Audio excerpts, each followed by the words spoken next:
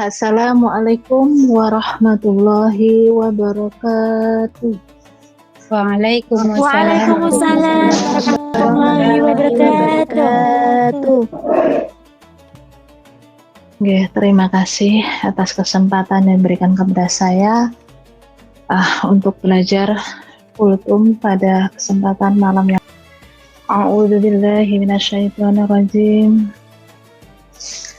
Bismillahirrahmanirrahim. Alhamdulillah wassalatu wassalamu ala asyraf rasulillahi wa ala alihi wa sahbihi wa man wala la hawla wa la quwata illa billah, yang telah mencurahkan rahmat dan keberkahan pada hidup kita semua. Sholawat dan salam juga tersampaikan kepada Nabi Muhammad Shallallahu Alaihi Wasallam, sehingga kita bisa hidup dengan pedoman dan petunjuk dalam agama Islam hingga saat ini. Jamaah rahimahullah, pada kesempatan malam hari ini saya akan belajar kultum dengan tema keikhlasan. Ikhlas adalah suatu sikap berlepas diri atas segala amalan yang telah dilakukan. Setiap amalan dilakukan tanpa rasa ikhlas, ibarat musafir yang membawa berbekalan berupa pasir. Maknanya yaitu berbekalan tersebut tidak ada gunanya dan hanya memberatkan musafir. Ada banyak bentuk ikhlas dalam setiap episode kehidupan kita, yakni ikhlas dalam bekerja, ikhlas dalam beribadah, dan lain-lainnya. Allah Subhanahu wa Ta'ala berfirman, tidaklah mereka diperintahkan kecuali untuk mengikhlaskan agamanya. Surat Al-Baniyah ayat 5. Ayat tersebut menerangkan bahwa seorang muslim harus berlaku ikhlas dalam beragama, menjalankan ibadah bukan karena butuh, melainkan karena kewajiban. Jika kita beribadah karena butuh, maka tandanya kita benar-benar mengerjakannya dengan sepenuh hati. Sementara itu, beribadah karena kewajiban belum tentu bisa melakukan sepenuh hati.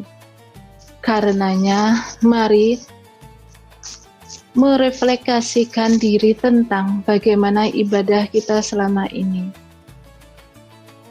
Sikap ikhlas penting diperhatikan dalam kehidupan kita sehari-hari, apalagi saat mendapatkan musibah.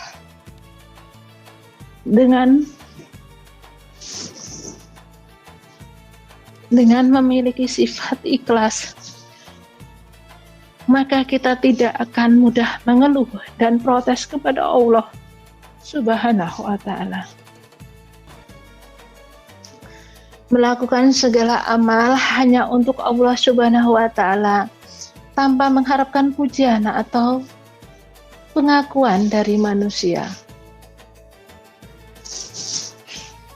Sebagaimana yang diajarkan oleh Nabi Muhammad Shallallahu Alaihi Wasallam dalam hadisnya yang diriwayatkan oleh Abu Hurairah, beliau bersabda, sesungguhnya amal-amal itu tergantung pada niat, dan sesungguhnya setiap orang-orang hanya akan mendapatkan apa yang niatkan. Dari hadis ini kita dapat memahami bahwa niat yang ikhlas merupakan aspek yang sangat penting dalam beramal. Namun, seringkali nafsu kita terbawa oleh keinginan untuk mendapatkan pujian atau pengakuan. Oleh karena itu, kita perlu selalu merenungkan niat kita dalam setiap tindakan yang kita lakukan. Mari kita bermuhasabah diri secara berkala agar kita dapat meningkatkan ikhlas dalam beramal dan mendekatkan diri kepada Allah Subhanahu wa Ta'ala. Semoga Allah memberikan kita kekuatan dan kemampuan untuk selalu beramal dengan ikhlas, karena amal yang ikhlas adalah yang diterima oleh Allah Subhanahu wa Ta'ala. Mudah-mudahan kita semua bisa menjalani kehidupan ini dengan ikhlas dan selalu berbuat baik dengan hati yang ikhlas, bukan cuma ingin dilihat dengan orang, kebaikan pengen dipuji dengan orang. Ini jamaah rahimakallah, ikhlas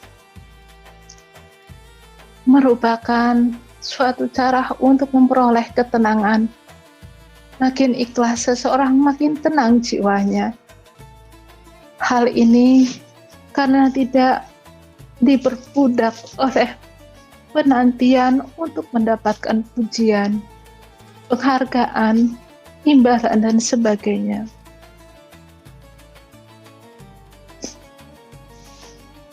Siapakah yang lebih baik agamanya daripada orang-orang ikhlas menyerahkan dirinya kepada Allah Subhanahu wa Ta'ala, yang sedang ia pun mengerjakan kebaikan dan mengikuti agama Ibrahim yang lurus. Surat An-Nisa 125.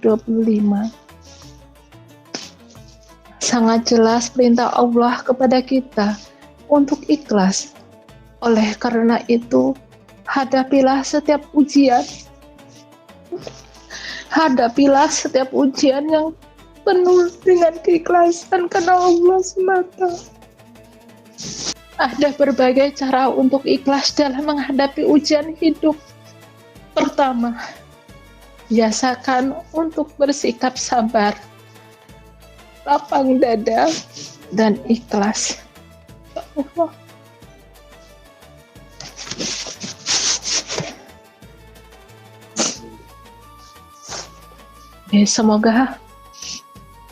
Semoga kita selalu bisa menghadapi musibah ataupun cobaan yang lain, kita bisa menjalani dengan hati yang ikhlas hanya karena Allah, dan hanya kepada Allah lah kita memohon supaya kita semua selalu diberikan kesabaran dan keikhlasan dalam menghadapi ujian yang Allah berikan kepada kita semua. Hanya kesabaran dan keikhlasan kita menghadapi ujian berat. Ujian yang berat menuntut keikhlasan setinggi langit.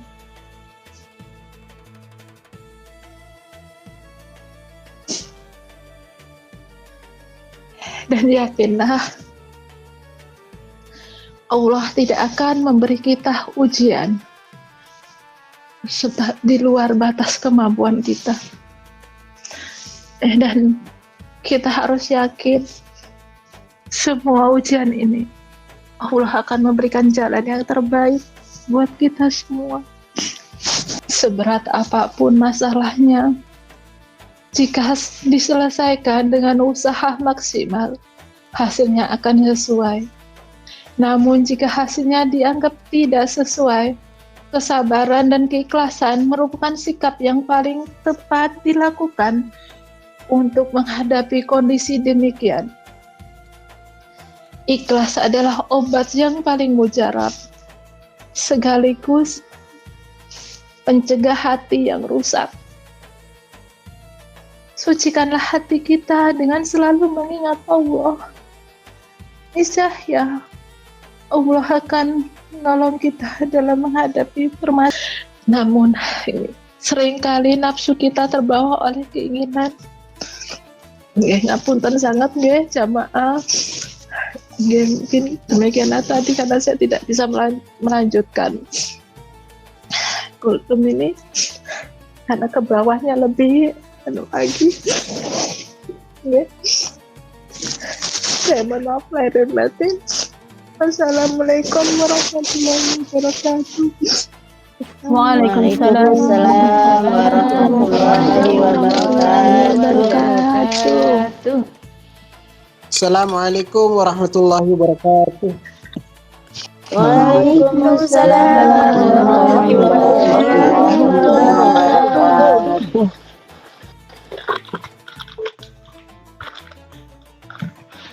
Alhamdulillah wa nasta'inuhu wa nastaghfiruh wa na'udzu billahi min shururi anfusina wa min sayyiati a'malina. May yahdihillahu fala mudilla lahu wa may yudlil fala hadiyalah. Asyhadu an la ilaha illallah wahdahu la syarikalah. Asyhadu anna Muhammadan abduhu wa rasuluh. Allahumma shalli wa sallim ala sayyidina Muhammadin wa ala alihi wa ashabihi wa barik wa sallim amma ba'd. Alhamdulillah rabbil alamin. Segala puji bagi Allah Subhanahu wa taala atas segala nikmat yang Allah berikan kepada kita, semuanya harus kita syukuri, ya.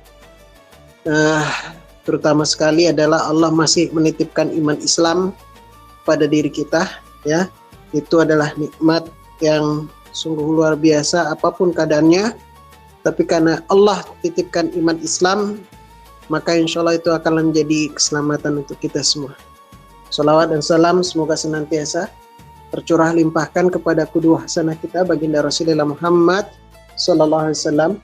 Allahumma sholli wa sallim wa barik alaih. Semoga kita mendapatkan syafaat dari beliau sallallahu alaihi wasallam insyaallah fi yaumil akhir. Insyaallah, Allahumma amin.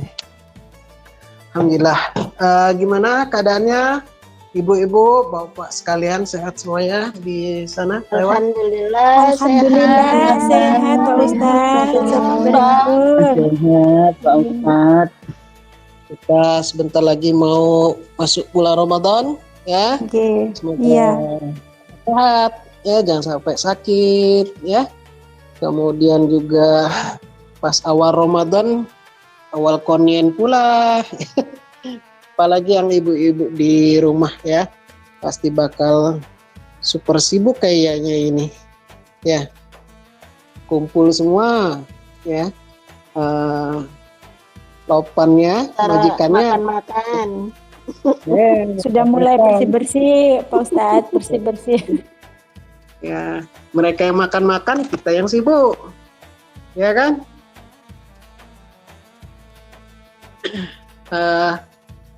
Aduh, bisa dengar suara saya? Iya, Pak Ustadz, dengar. Iya. Mereka makan kita sibuk. Senyap bingung. Baiklah, Bapak Ibu sekalian, insya Allah dirahmati Allah Subhanahu wa taala. Pada malam hari ini kita akan mengkaji satu tema yang sangat penting, ya.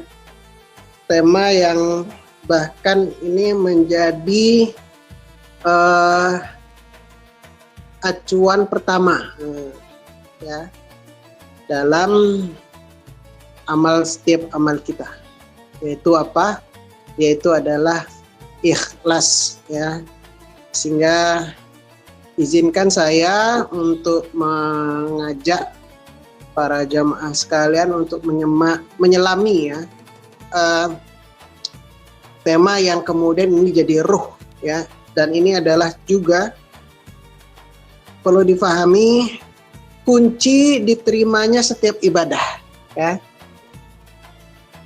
Jadi kunci diterimanya ibadah itu adalah ikhlas, ya. Dan ini juga yang jadi pondasi ketenangan hati kita, ya, sebetulnya. Baiklah, ya, saya akan coba jelaskan dengan secara pengertian karena masih banyak di antara kita yang kemudian di kalangan kaum muslimin, maksud saya, itu masih banyak salah memahami, ya, terkait dengan ikhlas ini. Salah memahami, ya. Kalau ikhlas itu al-ikhlas, ya, itu dari kata khalasa yakhlusu, ya, khalaqa yakhlusu. Artinya apa? Khalaqa yakhlusu itu adalah murni. Apa jamaah? Murni atau memurnikan. Atau ya bersih lah, ya. Artinya kalau murni itu nggak kecampur sama yang lain. Ya, tidak ada campuran sama yang lain. Ibu-ibu kalau lihat ada namanya emas 24 karat, emas 24 karat. Ya. Itu disebut emas 24 karat, itu namanya khalis. Khalis. Kenapa disebut khalis? Karena nggak ada campuran yang lain. Ya, nggak ada campuran kuningan, nggak ada campuran tembaga, semuanya itu adalah emas, nggak ada campuran. Kalau campuran berarti udah nggak murni lagi. Ya. Bahkan ada satu surat di dalam Al-Quran, yaitu namanya surat Al-Ikhlas. Ya, unik nggak itu? Itu sangat unik itu, luar biasa. Dan Allah yang memberikan nama. Ya, apa bunyi surat Al-Ikhlas? Apa bunyi surat Al-Ikhlas? Qul huwallahu ahad. Allah Samad. lam yalid wa lam yulad wa lam yakul lahu Kufuwan ahad. Ada nggak kata ikhlas di situ? Di dalam surat Ada. Al-Ikhlas. Tak ada Pak Ustadz. Heran nggak? Pernah nggak bertanya-tanya, kok ada namanya ikhlas tapi kok nggak ada surat, nggak ada ikhlasnya di mana itu? Pernah? Hah? Atau baru sadar sekarang? Baru sekarang Pak Ustadz kalau saya. Baru tahu sekarang. Ya kan? Jadi ada dua surat di dalam Al-Quran, namanya ada tapi nama itu nggak ada di dalam ayatnya. Cuman ada dua dalam Quran. Apa itu? Surat Al-Fatihah sama surat Al-Ikhlas. Dua itu. Ya, An-Nas ada, bunyi An-Nas itu qul a'udzu birabbin nas, nas kan ada, ya. Al-Falaq qul a'udzu birabbil falaq ada, ya. Surat Al-Falaq bunyinya ada di dalam Al-Falaq. Ya, Al-Baqarah ketemu nanti Al-Baqarah, Ali Imran ada ketemu Ali Imran, An-Nisa ketemu Al-Nisa, Al-Maidah ketemu Al-Maidah. Tapi Al-Fatihah sama Al-Ikhlas nggak ketemu. Ketemu nggak? Bunyi Al-Fatihah dalam surat Al-Fatihah. Ketemu nggak? Nggak ketemu kan? Nggak akan ketemu. Ya, sama Al-Ikhlas nggak ketemu dalam surat Al-Ikhlas. Agak berbeda dengan surat Al-Fatihah. Al-Fatihah itu menanjakan adalah pembukaan.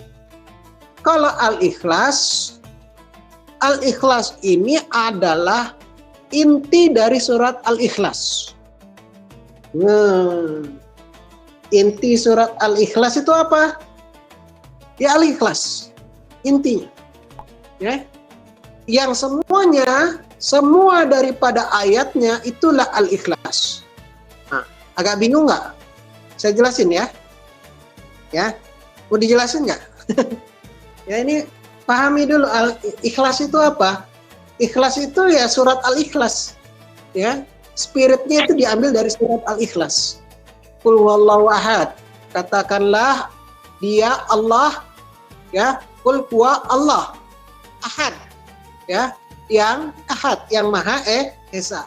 Poin pertama, Al-Ikhlas itu adalah pengakuan bahwa kita punya Tuhan namanya Allah, dan Allah itu tidak genap, tidak banyak, ya, tidak majemuk, tidak. Allah itu satu tunggal esa.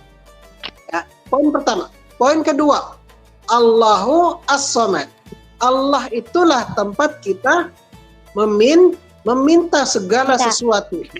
Jadi ikhlas yang kedua adalah kita mintanya hanya kepada Allah, nggak kepada yang lain. Itu poin ikhlas kedua.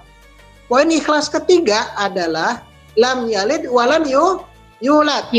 Allah tidak punya anak dan juga tidak diperanakan. Jadi poin ketiga daripada surat Al-Ikhlas itu adalah tidak ada dualisme ketuhanan dalam konsep Allah, ya, tidak ada. Allah punya anak, punya tiga, punya pendamping, nggak ada, ya. Allah hanya satu, berdiri sendiri, nggak punya anak dan juga tidak diperanakan, ya. Poin keempat ikhlas itu apa? Walam yakul lahu kufuwan ahad, tidak ada yang setara, tidak ada yang serupa, ya tidak ada. Ya, dengan Allah Subhanahu wa taala, walam yakul lahu kufuwan ahad. Ya, ahad ini yang dimaksud, ahad itu adalah nama Allah, yaitu adalah ahad itu. Ya, yang dimaksud itu adalah Allah itu sendiri, yang maha satu itu. Ya, tidak ada yang kufuwan ahad, ya. Tidak ada yang serupa. Ya, jadi tidak ada jadi hanya satu-satu itulah, ya, only the one. Ya, itu yang disebut dengan poin keempat daripada al-ikhlas itu sendiri. Jadi ikhlas itu, jemaah, adalah ini, semua ini. Ya. Sehingga tujuan kita dalam mencari keikhlasan itu adalah untuk mencari keridhaan Allah Subhanahu wa taala. Itu poinnya. Ya. Nah, caranya bagaimana? Caranya adalah kita membersihkan niat dan juga tujuan kita dalam beramal kita semata-mata itu tadi. Tujuannya adalah untuk mencari ridha Allah Subhanahu wa taala dengan tidak mensekutukan Allah, ya, dengan tidak mencari keridhaan selain ridha Allah. Jadi bukan nyari ridha manusia. Ya. Jadi konsepnya itu baru ketemu nanti. Baru turunan ikhlas itu tadi. Oh, turunan ikhlas setelah tahu tadi tujuan utamanya mencari ridha Allah, berarti turunannya, derivasinya itu adalah tidak mencari ridhonya manusia, tidak ingin dihormati, tidak ingin untuk tujuan dunia. Paham belum? Ya? Jadi tujuan pertamanya itu apa? Mencari ridha Allah Subhanahu wa taala dengan cara itu. Wallahu ahad, Allahu samad, lam yalid wa lam yulad wa lam yakul lahu kufuwan ahad. Baru turunannya itu tadi. Ya, tidak syirik, tidak pengen dipuji manusia, tidak mencari ridha manusia, tidak ingin dihormati oleh manusia, ya, karena kita mau flexing, tidak untuk tujuan duniawi. Semuanya adalah untuk cari ridha Allah Subhanahu wa taala dengan cara yang sudah dituntunkan oleh Allah Subhanahu wa taala itu sendiri. Ya. Nah, makanya para ulama itu mengingatkan, ya, ninggalin amal karena manusia itu riya.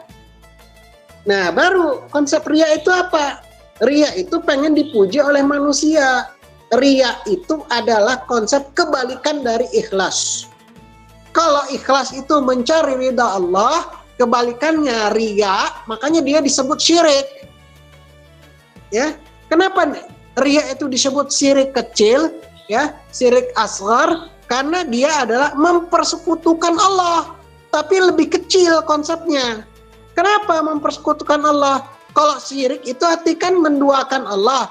Ini memang nggak menduakan Allah, tapi bukan cari ridha Allah, carinya ridha selain Allah. Cari ridhonya manusia, makanya disebut riya, itu kebalikan daripada ikhlas, ya, walaupun kecil, versi kecilnya, makanya disebut syirik asghar, ya. Tuh. Makanya para ulama mengatakan, yaitu adalah wal amalul linnas syirik, ya, beramal kepada manusia karena manusia itu adalah syirik, ya. Makanya ibu-ibu sekalian, saya pengen menyampaikan. Jadi ikhlas itu bukan sekedar perkataan di mulut, saya ikhlas, bukan. Ya, ikhlas itu lebih ke ini loh, ke kesadaran hati sebetulnya dia. Ya, kesadaran hati yang dia harus dijaga, terus harus diperjuangkan terus. Dan itu perjuangan untuk mempertahankan, ya, untuk benar-benar mencari ridha Allah itu harus benar-benar diperjuangkan, dan itu panjang dan itu berat. Kenapa? Kita akan melawan musuh yang akan menggoyahkan keikhlasan kita. Apa musuhnya? Yaitu adalah nafsu diri kita dan juga setan. Jadi ada internal itu siapa? Diri kita sendiri, nafsu kita. Inna nafsa la'amratu biso illa ma rahima rabbi. Sesungguhnya nafsu kita itu akan mengarah kepada keburukan kecuali yang diberikan rahmat oleh Tuhanku. Begitu juga setan, ya. Oleh kullin nabi ja'alna likulli nabi aduan ajini syayatin. Dijadikan musuh setiap nabi itu adalah setan dari golongan jin dan manusia. Ya, jadi ada nafsu, ya, ada dari setan itu sendiri. Ya.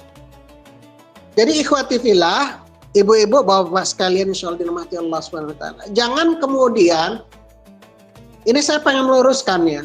Kembali meluruskan. Jadi jangan kemudian diartikan ikhlas itu artinya nerimo, legowo. Enggak sesimpel itu. Dia enggak sesimpel itu. Ya, jangan kemudian cuma diartikan ikhlas itu artinya kita nerimo. Enggak. Kita apa kira-kira arti ikhlas? Kalau dalam yang biasanya. Bukan ikhlas itu bukan sekedar nerimo keadaan, bukan legowo, bukan dengan apa yang diberikan, bukan. Tapi dia adalah yang membalikkan itu adalah untuk mencari ridha Allah. Makanya turunannya adalah mungkin kalau ada masalah dia menerima keadaan itu. Ya, kemudian dia tidak berputus asa setelah itu. Nah, itu yang namanya ikhlas. Ya. Karena gini, mohon maaf, banyak yang omongannya saya ikhlas ya. Tapi nggak sholat. Ya. Pernah dengar nggak gitu? Ada orang bilang saya ikhlas tapi disuruh sholat nggak mau. Puasa Ramadan nggak mau. Ya, itu nggak ikhlas. Mohon maaf, itu nggak ikhlas. Karena namanya ikhlas itu apa tadi? Mencari ridha Allah. Tujuan ikhlasnya itu adalah mencari ridha Allah. Dia cuma bilang saya nerimo keadaan ini. Ya, mohon maaf, misalnya dapat bencana gitu ya, bencana jedar gitu. Sibuk dia sama bencana, nangis dia sama bencana. Tapi dia kemudian, ya Allah saya ikhlas, tapi nggak sholat. Kan banyak yang kayak gitu kan, nggak sadar dia. Kalau itu adalah bentuk daripada teguran Allah Subhanahu wa Ta'ala. Saya ingin meluruskan saja. Memang kita ikhlas itu nerimo keadaan, betul.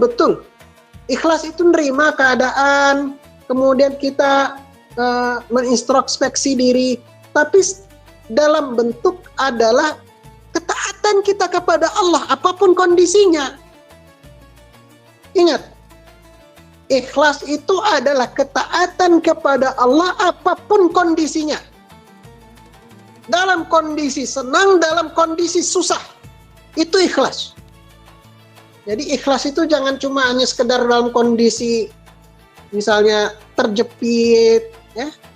Karena kalau wajar ya, orang yang kemudian dalam kondisi kejepit, kemudian dia minta-minta sama Allah, kan seperti itu biasanya ya. Ada orang di kapal katakan kapal. Pas di kapal, di pesawat ya Bu ya. Kalau di pesawat banyak nggak zikir? Hah? Ya nggak? Kalau di kapal, Ibu kalau pernah pulang nggak ke Indonesia? Pernah, Ustaz. Pernah dulu apa? Nah, ngeri nggak kira-kira? Di pesawat ya. Pesawat itu kan ngeri gitu ya. Karena apa? Kita takut mati ya. Ya. Kecuali yang udah biasa naik pesawat mungkin dia nggak ngerasa. Tapi kalau yang ya biasanya saya ya naik pesawat itu ya zikir banyak. Karena apa? Emang kayak gitu kan kondisinya, ya. Makanya ada ayat di dalam Al-Quranul Karim, surat Al-Ankabut, ya, yang setelah ayat dalam surah Al-Ankabut itu 2 ayat setelah surat ini, wa mahadihil hayatud dunya illa lahu wa la'ib. Ayat yang selanjutnya itu yang cerita terkait dengan peristiwa di dalam kapal. Wa idza qaribu fil fulk da'awullaha mukhlishina lahuddin falamma najjahum illal barri idza hum musyrikun. Apabila mereka naik kapal, mereka berdoa banyak-banyak kepada Allah. Kalau naik kapal, mereka berdoa kepada Allah. Kenapa? Takut. Dan ya, wa idza raqibu fil fulk da'awullaha mukhlishina lahuddin. Ketika mereka naik kapal, mereka berdoa kepada Allah dengan rasa penuh mukhlishina lahuddin. Ya, benar-benar kalau udah dalam kapal itu kayak gitu perasaan kita kan? Ya. Zaman dulu mungkin gak ada pesawat, tapi naiknya kapal itu. Kenapa? Ya khawatir kapalnya tenggelam. Kalau udah tenggelam gimana? Wah salah, meninggal itu. Ada ketakutan itu ya nggak? Ada ketakutan karena pengen mati kalau dalam pesawat. Ya, dalam kapal. Dulu kapalnya kapal laut. Ya. Tapi kata Allah, falamma najjahum ilal barri idza hum yusyrikun. Tapi ketika Allah menyelamatkan mereka sampai ke darat, malah mereka kembali wa idza hum yusyrikun. Mereka kembali mensyirikkan Allah. Kembali syirik. Ya enggak? Itu Al-Ankabut ayat 65. Ya. Pojok kanan atas baris kedua. Al-Ankabut ayat 65. Begitu kalau kita naik pesawat begitu. Betul nggak? Takut nggak naik pesawat? Pengen kayak rasanya andainya dalam pesawat ini tiba-tiba tergelincir, kemudian kita meledak.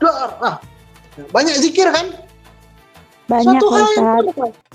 benar. Normal nggak itu? Ketika naik pesawat banyak zikirnya. Normal, Ustaz. Normal, Iya. betul normal. Naik pesawat banyak zikir, naik kapal laut banyak zikir. Kenapa? Karena bisa zaman dulu bukan kapalnya bukan kapal ini ya, kapal besi ya. Zaman dulu kan kapalnya kapal ya perahu lah. Ya, bisa aja karam. Itu suatu yang normal, naik pesawat, naik kapal, kemudian zikir banyak. Tapi udah nyampe, udah landing, udah kayak nyantai-nyantai aja deh. Ya kan? Gitu. Nggih, bare alhamdulillah. Makanya ayat selanjutnya liyakfuru bima atainahum waliyatamannu fasawfa ya'lamun. Biarlah mereka mengingkari nikmat yang sudah kami berikan kepada mereka. Silakan mereka bersenang-senang dalam kekafiran, maka mereka kelak fasawfa ya'lamun. Mereka kelak akan mengetahui amal perbuatan mereka. Kan gitu. Ketika udah nggak ingat lagi sama Allah. Ya. Sholat nggak? Kadang banyak nggak sholat. Banyak. Ya. Waktu saya di TKI ya apa di Taiwan itu ya bukan TKI ya belajar ya saya agak sedikit miris juga karena apa banyak teman-teman kita orang Indonesia itu ya sebagian sholat sebagian nggak sholat sama di Indonesia juga kayak gitu ya ngaku aja Islam nggak sholat. Makanya tadi ketika mereka dalam ketakutan mukhlishina lahuddin, mereka benar-benar ya ngerasa ya wallahu ahad. Itu doanya kencang. Tapi ketika landing udah selamat lupa sama Allah. Ya. Nah, bukan begitu ikhlas itu bukan begitu. Ya, ikhlas itu dalam setiap keadaan, bukan dalam keadaan ketika kita takut. Ya. Ibu-ibu silakan baca tadi suratnya Al-Ankabut ayat 65. Ya, Al-Ankabut ayat 5, 29 ayat 65. Jadi bukan dalam keadaan ketika kita takut baru kemudian kita ingat Allah, kemudian kita ikhlas, bukan. Ya, ikhlas itu dalam setiap keadaan kita ikhlas mencari ridha Allah Subhanahu wa taala, dan rangka tujuannya adalah untuk ketaatan kita kepada Allah Subhanahu wa taala. Camkan itu. Ya. Camkan itu. Jadi ibu-ibu, bapak-bapak yang insyaallah dirahmati Allah Subhanahu wa taala. Ini penting ya. Saya nyampaikan ini supaya apa? Kita tahu dulu ikhlas itu bukannya sekedar nerimo tapi nggak sholat. Nah itu nggak ikhlas, sama sekali nggak ikhlas. Ya, Ramadan mau datang nih. Ya, Ramadan mau datang. Betapa banyak nanti kita akan memperhatikan orang yang dia puasa tapi dia nggak sholat. Ya nggak? Atau bahkan dia puasa cuma di awalnya aja, sama di akhirnya, tengah-tengah bolong nggak sholat. Ibu-ibu silakan datang nanti ke taman-taman yang ada di Taiwan di hari Sabtu, hari Minggu. Yakin, saya yakin. Hampir banyak kan orang Indonesia yang ada di Taiwan itu orang Muslim. Kebanyakan. Banyakan, walaupun ada juga yang enggak, ya kan? Sebelum-sebelumnya pernah lihat gak hari Sabtu Minggu kemudian mereka cekek botol? Hah? Ada yang pernah lihat? Bulan Ramadan kemana-mana nggak lihat. Coba saja ini Mbak. Betul itu, bagus itu. Ya. Yang penting taat kita itu. Jadi yang disebut dengan saya ikhlas itu bukan hanya sekedar omongan, bukan hanya sekedar nerimo keadaan, bukan. Semuanya. Jadi pahami dulu. Ikhlas itu adalah mencari ridha Allah Subhanahu wa taala dengan apapun kondisinya, dan ini adalah syarat diterima semua amal. Semua amal. Ingat, semua amal syaratnya ikhlas. Ya. Makanya disebut innal amalu binniyat wa innamal likulli imri'in ma nawa. Ya. Jadi syarat syah diterimanya amal itu cuma 2, Bu. Pak. 2. Apa? Syarat terimanya. Pertama, ikhlasun niyah lillahi ta'ala. Memurnikan niat hanya untuk mencari ridha Allah Subhanahu wa taala. Yang kedua adalah benar sesuai dengan tuntunan, baru diterima amal. Semua amal. Ya. Bukan hanya sholat yang 5 waktu, bukan. Semua amal. Ya. Semua amal. Syaratnya diterima adalah lillahi ta'ala. Yang kedua, benar sesuai dengan tuntun. Ya. Jadi ingat itu ya. Ya, makanya di dalam surah Al-Baqarah disebutkan wa ma umiru illa liya'budullaha mukhlishina lahudin hunafa. Ya. Itu. Padahal mereka tidak disuruh kecuali untuk beribadah secara ikhlas, mukhlishina lahudin dalam agama, untuk memurnikan ketaatan kepadanya. Ya, hunafa, ya. Menuju menjalankan agama yang lurus. Ya, surah Al-Baqarah itu ada di dalam juz Amma. Ya. Itu nandain apa, ibu-ibu, bapak? Menunjukkan bahwa hakikat perintah agama adalah beribadah dengan mukhlisin, yaitu adalah dengan mengikhlaskan, ya, memurnikan. Semuanya itu adalah untuk cari ridha Allah Subhanahu wa taala, bukan untuk yang lain. Ya. Makanya, mohon maaf, misalnya begini, kita beramal itu jangan karena fadilah. Ini agak gimana ya? Ini agak sedikit yang banyak keliru di kalangan kita nih ya. Begini, saya jelasin dikit. Banyak orang yang sholat, yang melakukan sesuatu kan, ini fadilahnya begini. Misalnya, kalau kalian baca surat Al-Waqiah akan dilancarkan rezekinya. Kalau sholat duha, rajin sholat duha, maka insya Allah akan terbuka pintu-pintu rezeki. Bukannya nggak boleh. Dengan berfadilah dengan itu, betul-betul.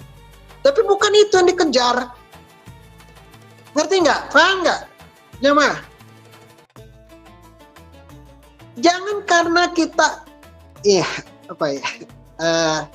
jangan karena kita itu pengen rezeki kita lancar, ya wes lah.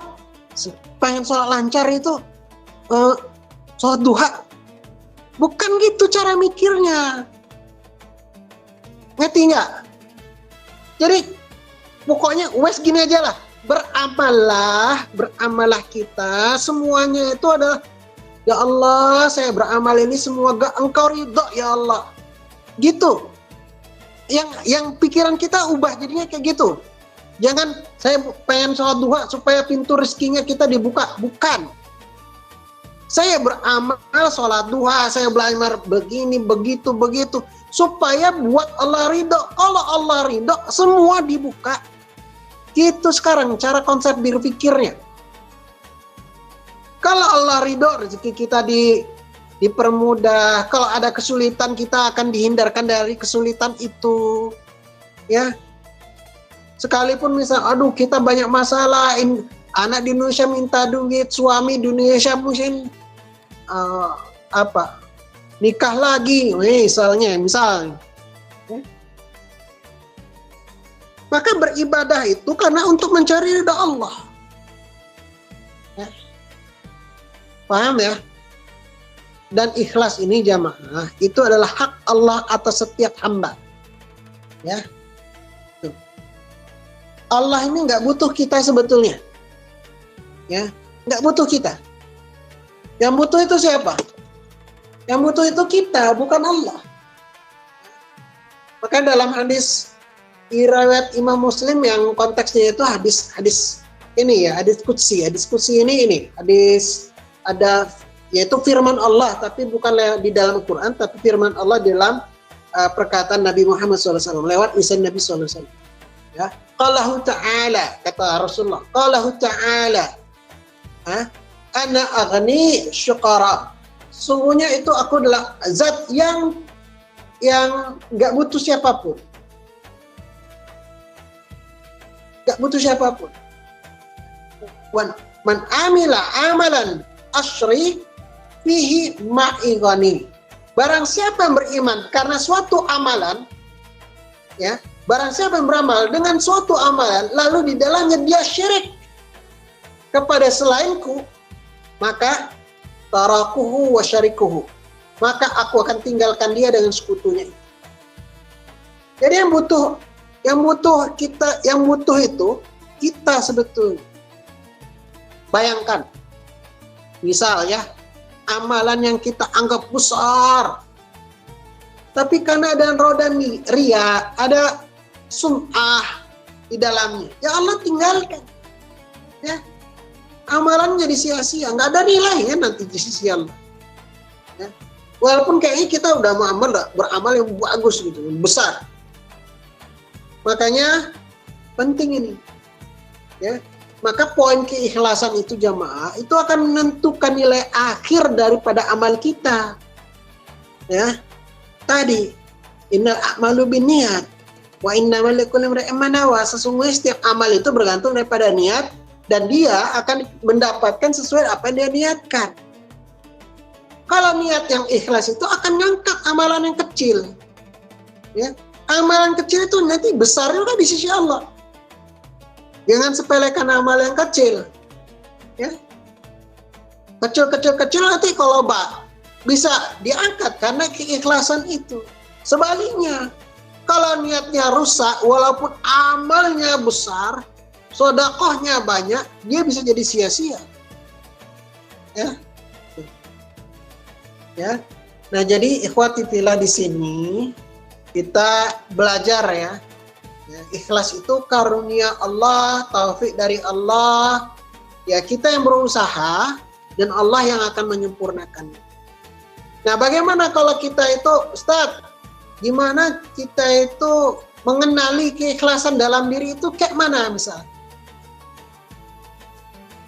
Dan itu bukan diuji pada orang lain, tapi pentingnya kita itu adalah lakukan muhasabah diri, ya, introspeksi diri. Ini, jadi ikhlas itu dia nggak peduli sama cacian, nggak peduli sama pujian, ya. Pujian manusia, cacian manusia dalam ketaatan nggak peduli. Dalam ketaatan ya, bukan dalam misalnya tetangga saya karaokean pagi siang malam nggak peduli misalnya, itu bukan nggak peduli dalam cacian, karena itu bukan dalam ketaatan.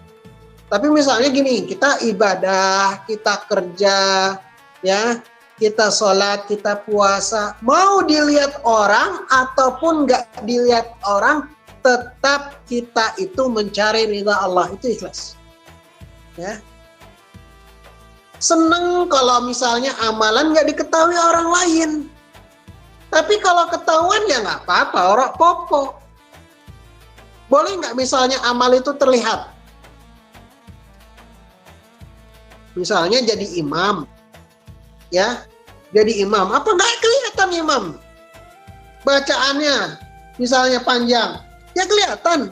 Itu bukan berarti sombong amat ini imamnya. Bacaannya kok panjang itu. Wow, bukan kayak gitu. Nggak boleh kita menjudge kayak gitu. Atau misalnya Iwamit on air, ketika bencana kemarin, bencana Sumatera menyumbangkan sejumlah dana misalnya ke korban longsor yang ada di Aceh, katakanlah begitu. Ada bantuan dana nggak? Ya katakanlah gitu ya. Ada, Pak.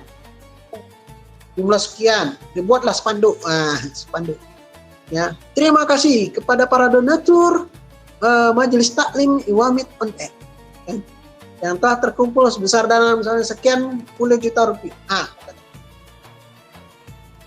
Kenapa dibuat spanduk kayak gitu? Boleh nggak? Boleh. Siapa yang bilang nggak boleh? Boleh. Boleh. Itu bentuk untuk pertanggungjawaban. Mau dilihat itu boleh. Amal dilihat itu. Ingat jangan sampai salah juga. Woi, pengen dilihat itu. Nggak ikhlas. Enggak, bukan begitu. Konsep ikhlas itu bukan karena kalau dilihat nggak ikhlas itu. Enggak. Dilihat boleh. Amal itu kelihatan boleh kok. Amal itu ya, yang tersembunyi boleh, yang kelihatan boleh. Mau sedekah kemudian sedekah terang-terangan boleh nggak? Sedekah terang-terangan ya, yang kelihatan. Ya boleh. Siapa yang bilang nggak boleh? Ya, boleh. Tapi ketika kita sedekah itu lebih mengutamakan disembunyikan, itu lebih baik. Kan gitu. Konsepnya gini, ada di dalam Al-Qur'an itu bunyinya begini, ya.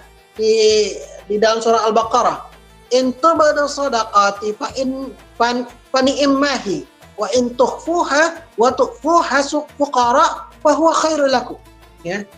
In tubdu shadaqati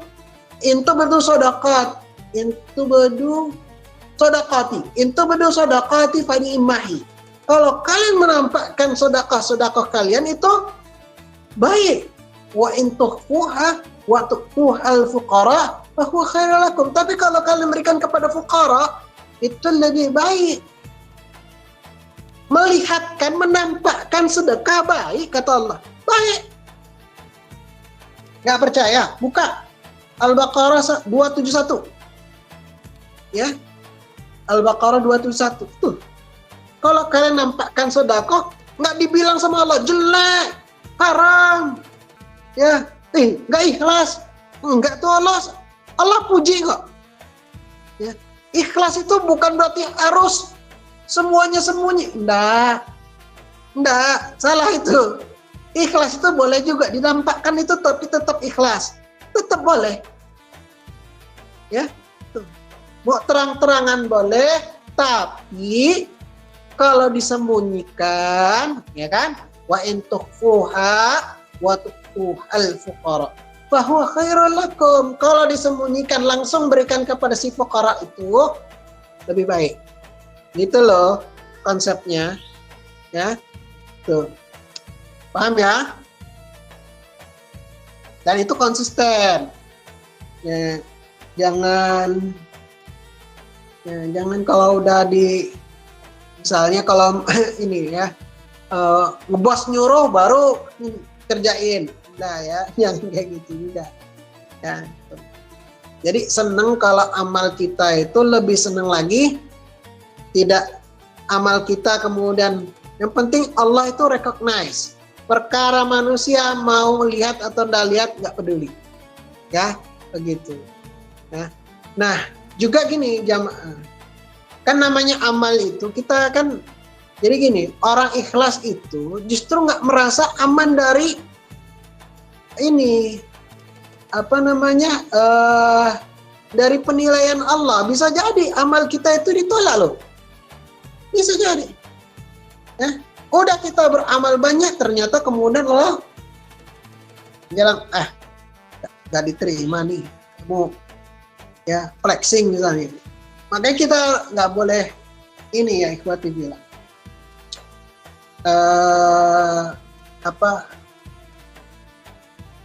amal kita itu harus ada ketakutan, takut rasanya. Ya Allah, semoga amal saya diterima ya Allah, kan gitu.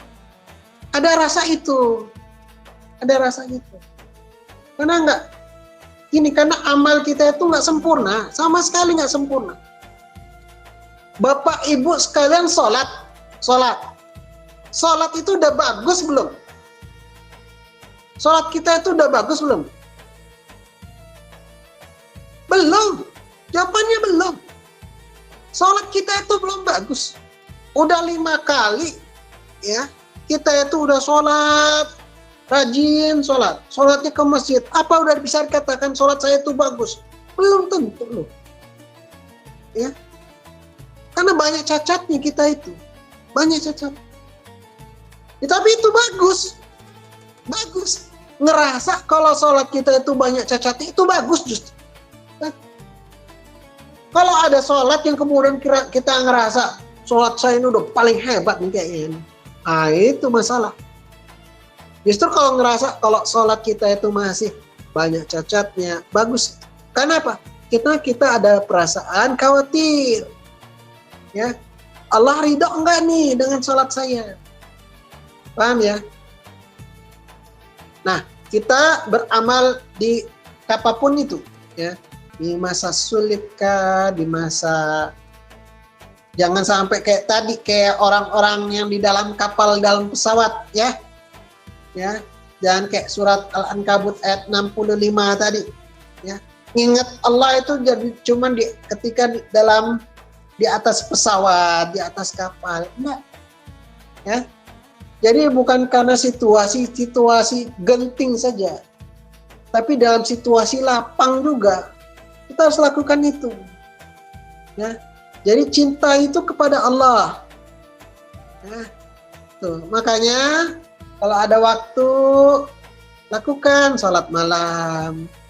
Kalau ada sedekah, ada kelebihan dana, sedekah. Ya, tuh. Nah, kalau misalnya kita ini ada hal-hal yang kemudian misalnya kita ngerasa bangga, misalnya, ya, kita ada ngerasa bangga dengan sesuatu, katakanlah, ya, maka kita banyak-banyak bertobat, banyak-banyak ingat Allah. Ya. Jangan sampai kita terlalu terlena dengan pujian, khawatir. Segala sesuatu yang berlebihan termasuk pujian itu mencelakakan sebenarnya. Ya. Tuh. Nah, itulah ikhwati fillah rahimakumullah. Satu lagi lah, ya. Kalau misalnya kita diberikan sesuatu dari orang lain, ya, jangan nyakitin. Ini kalau dalam kondisi riya. Karena ya ayyuhalladzina amanu, ya, la tubtilu shadaqatin bil manni wal adha. Alladhi yunfiqu ria'an nas, ya, wala yu'minu bil yaumil akhir, ya. Wahai orang beriman, janganlah kalian menghilangkan pahala sedekah kalian itu dengan nyebut-nyebut. Dulu udah untung saya kasih, nah disebut-sebut terus, ya. Apalagi menyakiti, ya, dengan cara bil manni wal adza. Manni itu nyebut-nyebut, adza itu kayak nyakitin, dasar jelek, kayak gitu lah, ya, nggak boleh, ya itu, ya. Seperti orang yang menginfakkan hartanya karena riya, mencari ridho, bukan ridho Allah tapi ridhonya manusia, mencari ridho manusia, itu nggak diterima, ya. Apapun amalnya nggak diterima. Allah alam bisawab. Mungkin ini yang bisa disampaikan, kebenaran dari Allah, yang khilaf dari saya pribadi. Mungkin kalau ada yang ingin ditanyakan dari jamaah sekalian dibuka. Mungkin saya kembalikan kepada Ibu moderator. Demikian, wa akhiru da'wana alhamdulillahirabbil alamin. Assalamualaikum warahmatullahi wabarakatuh. Waalaikumsalam warahmatullahi warahmatullahi wabarakatuh. wabarakatuh. Pada seluruh jamaah, saya persilahkan yang mempunyai pertanyaan. Semoga. Assalamualaikum warahmatullahi wabarakatuh. Waalaikumsalam. Waalaikumsalam warahmatullahi wabarakatuh. Iwamit jihad yu Allahu Akbar barakallah. Ya apa, kalau Ari dari kelompok belajar Cempaka Tercinta mau bertanya. Ini tentang kematian ya Pak. Karena dari keluarga saya itu dari kakak, adik, orang tua, bahkan anak saya pun gitu, itu mereka sudah dipanggil oleh Yang Maha Kuasa gitu ya Pak. Nah, yang ingin saya pertanyakan karena ada ya yang mengatakan bahwa mungkin saya itu terlalu besar dosanya sehingga keluarga saya itu meninggal satu persatu ya. Ada juga yang mengatakan mungkin saya itu buat tumbal gitu. Nah, kalau buat tumbal itu saya tidak masalahkan ya Pak, karena yang penting saya tidak, dan saya berkeyakinan bahwa Allah Maha tahu gitu ya Pak. Nah, yang ingin saya tanyakan, apakah benar dosa manusia, khususnya saya ini, terlalu besar hingga membuat keluarga saya itu diambil oleh Yang Maha Kuasa satu persatu. Kalau seandainya memang iya ada, bagaimana cara untuk bertaubatnya gitu, biar saya anak masih alhamdulillah masih ada 2 yang tersisa gitu ya Abah ya, karena keluarga saya sudah tidak ada semuanya gitu ya. Terima kasih atas jawabannya. Wassalamualaikum warahmatullahi wabarakatuh. Waalaikumsalam warahmatullahi wabarakatuh. Langsung jawab ya. Ya. Jadi tidak benar, mutlak tidak benar ya, tidak benar secara mutlak kalau misalnya kematian anggota keluarga satu persatu itu ya meninggal, termasuk suami, istri, anak, ya kakak, adik, misalnya. Ini kayaknya disebabkan ini, misalnya katakanlah orang-orang ngomong kayak gitu ya, katanya, baru katanya, pasti disebabkan banyaknya dosa misalnya, katanya. Nah itu mutlak nggak benar, ya. Hati-hati, pandangan seperti ini dapat menyebabkan pemahaman yang keliru, pemahaman yang sesat bahkan. Dia keluarganya meninggal karena dosa kamu nih. Nggak benar itu, sesat itu nanti. Termasuk juga nyakitin hati orang yang sedang berduka. Ya. Jadi kalau dalam perspektif Islam, kematian itu adalah takdir Allah yang mutlak, jamaah. Ya. Yang namanya kematian, setiap manusia itu sudah ditetapkan ajalnya sama Allah. Saya juga begitu. Cuman nggak tahu aja kapan ajal saya. Ya. Waliqul li ummatin ajal. Wa idza ja'a ajaluhum la yastakhiruna sa'a wa la yastaqdimun. Setiap umat kita nih, setiap kita ini sudah punya ajal. Apabila ajalnya sudah datang, sudah tiba, nggak bisa kita minta ditunda, nggak bisa kita minta percepat sedikit pun, nggak bisa. Al-Araf itu, ya. Paham ya? Nggak bisa kita. Itu bukan kematian, itu bukan urusan kita. Kematian itu urusan Allah. Nah, kapan akan meninggal itu nggak tahu. Nah, kemudian musibah itu bisa jadi ujian, tapi dia bukan hukuman. Bedakan, ya. Musibah itu ujian, bukan hukuman. Ya. Kalau kita bilang orang-orang di Gaza itu dibom karena dosa-dosa mereka, benar nggak kayak gitu? Nggak terima saya. Hah? Mereka itu para hafiz Quran, syahid tapi meninggal. Apa dikatakan ini karena ada anggota keluarga yang berdosa nih, makanya yang lain juga mati? Nggak bisa kayak gitu. Kehilangan anggota keluarga berturut-turut itu adalah bentuk berupa ujian kesabaran dari Allah Subhanahu wa taala. Terutama bagi orang-orang beriman. Ya. Karena orang-orang beriman kan Allah katakan begini, "Wala nabluwanakum bisyai'in minal khaufi wal ju'i wa naqsin minal amwali wal anfusi was samarat wa basyiris sabirin." Kami akan uji kamu, kami pasti akan uji kalian dengan sedikit ketakutan, kelaparan, kekurangan harta, kehilangan jiwa, ya, bahkan hilang buah-buahan. Buah besok mau dipanen, tiba-tiba hari itu hilang. Padahal besok mau dipanen. Padi udah mau dipanen, nggak taunya kerendam banjir. Habislah itu. Tapi, ya, kata Allah, wabasyiris sabirin. Sabarkanlah, sampaikanlah kabar gembira kepada orang-orang yang sabar. Al-Baqarah ayat 155. Gitu. Jadi ikhwati fillah, rahimakumullah, kalau misalnya kita, bagi orang beriman ini ya, bagi orang beriman, kata hadis Rasulullah begini dalam hadis Bukhari, tidaklah seorang muslim itu tertimpa suatu kelelahan, suatu penyakit, suatu kesedihan, suatu gangguan, kesusahan, bahkan duri yang menusuk, kata Rasulullah, melainkan Allah illa kafarallahu biha man khotoyahu, ya. Melainkan Allah itu akan hapuskan daripada sebagian dosa-dosa, ya, minal khotoya. Ada keluarga kita yang meninggal, kita mampu bersabar, itu bentuk daripada Allah mengampunkan sebagian daripada dosa-dosa kita. Ya, memang ada jamaah, ya Bu Ari. Dalam Islam itu misalnya ada yang disebut dengan konsep dosa kolektif itu ada. Dosa-dosa kolektif. Misalnya gini, suatu masyarakat itu hampir rata-rata berjudi.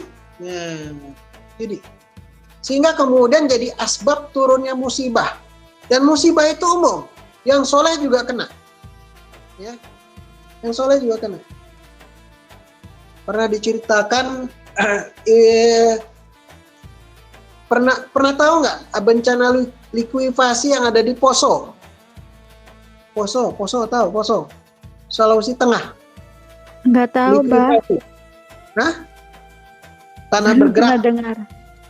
Nah, di Poso itu yang ini dulu tsunami di Teluk Poso.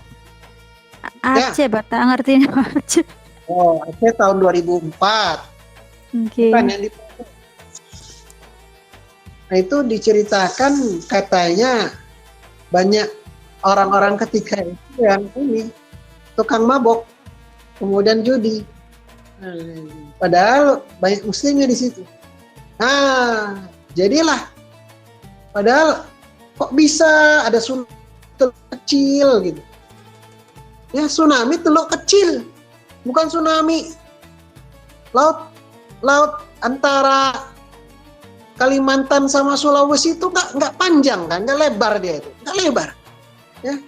Tapi kok tiba-tiba bisa jadi tsunami? Ya.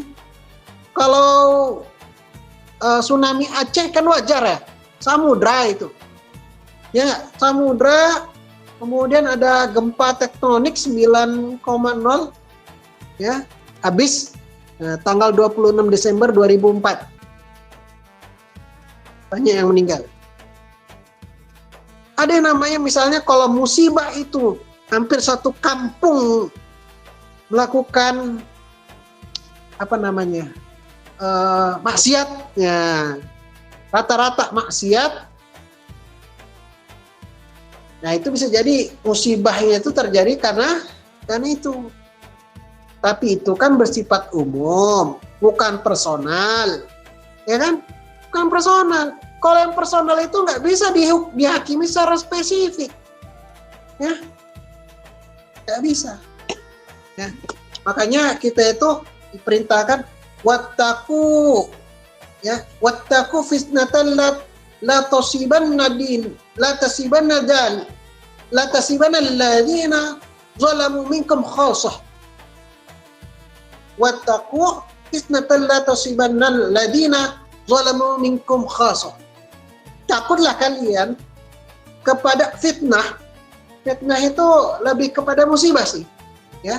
Yang alladzina zalamu minkum khassah, yang enggak hanya kemudian menimpa orang-orang zalim di antara kalian khassah, khusus-khususnya saja, enggak. Semuanya kena. Yang soleh kena juga, yang zalim kena juga. Jadi intinya gini, ya, terutama buat Ibu Ari terhadap orang tadi yang sering menjustifikasi, menghukumi tanpa ilmu itu tadi, ya. Jadi kita itu mengkaitkan secara langsung kematian dengan seseorang dengan dosa orang lain, itu suuzon sebetulnya, buruk sangka. Buruk sangka kepada siapa? Kepada Allah dan kepada orang yang ditinggalkan itu. Ya. Makanya hati-hati ketika kita ngelayak. Jadi ada hadis itu gini, kalau kalian melihat seseorang tertimpa musibah, jangan kalian katakan ini karena dosamu ini dan itu. Kata Rasulullah bilang ini, tapi katakanlah semoga Allah membesarkan pahalamu, berikan penghiburan dan ampuni si mayit itu. Ya. Jadi ini yang harus kita doakan, bukan gara-gara kamu nih, jadi anak kamu meninggal, enggak kayak gitu. Ya, jadi kita muhasabah, ya, setiap musibah itu mengingatkan kita untuk evaluasi, kita bertobat, ya, kita perbaiki hubungan kita dengan Allah, tapi bukan untuk menyalahkan, tapi ngambil pelajaran, ya, dan yakinlah di balik musibah itu ada hikmah, ada penghapusan dosa, ya, mungkin bisa jadi derajat kita mungkin naik di mata Allah Subhanahu Wa Taala. Sallallahu Alaihi Wasallam ditinggalkan istri beliau Siti Khadijah binti Khuwailid, ditinggalkan paman beliau Abu Talib.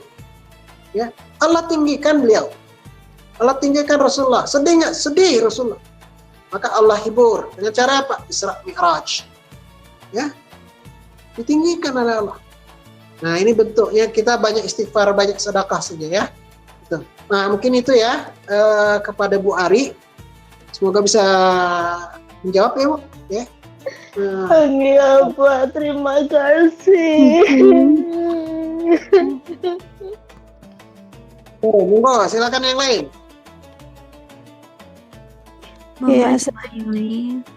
Ya, assalamualaikum warahmatullahi wabarakatuh. Apa? Ya. Oke, Iwami Jihadyo, Allah Akbar, Barakallah. Apa? Saya Kusiri dari kelompok Tulip Mania mau bertanya. Karena sekarang kan temanya keikhlasan. Jadi saya tuh ada sedikit unek-unek.